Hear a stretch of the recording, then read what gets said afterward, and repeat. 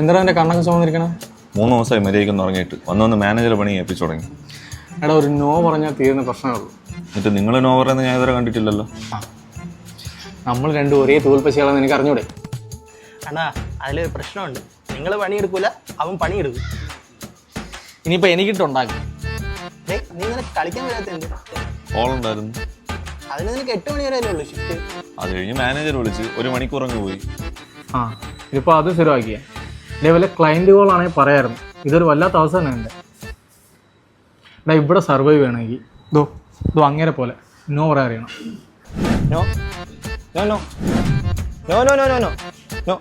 അയാൾ വാതിറക്കണതേ നോ പറയാൻ വേണ്ടിയിട്ടാണ്. അല്ലെങ്കിൽ ഇതോ ലങ്ങേരെ പോലെ തള്ള അറിയണം. 10 മില്യൺ റെക്കോർഡ് ഒറ്റ രാത്രി കൊണ്ട് മാംഗോ ചെയ്യാൻ പറ്റുന്ന ക്ലയൻറ്റ് ഒരു ചോദ്യം. അപ്പം ഞാൻ പറഞ്ഞു സബ്റോം കി സിന്ദഗി നഹി റഹം സത്താ. തേങ്ങ ഇയാൾ പറയുന്നത്. നിങ്ങൾ വിട്ടുപോയൊരു ടീമുണ്ട്, ഇതാ വരുന്നു. നിന്റെ മാനേജറിന് സിംഗിടി വരുന്നുണ്ട്. ഇയാളെ പോലെ മണി അടിക്കാൻ അറിഞ്ഞാലും പിന്നെ ഗണേശൻ, നമ്മുടെ മറ്റേ അപ്രിസിയേഷൻ കോൾ ഉണ്ടല്ലോ, അത് ഞാനങ്ങ് കയറി. നീ പിന്നെ ബിസി ആയിരിക്കുമല്ലോ. ആ ക്രെഡിറ്റ് ഇവനായിട്ട് എടുത്തോട്ടെ. പിന്നെ മറ്റേ എൻ്റെ 11 മണിക്കുള്ള കോൾ ഉണ്ടല്ലോ, ഈ ആഴ്ചയും കൂടെ നീ ഒന്ന് അറ്റൻഡ് ചെയ്തേക്കും. ഏത്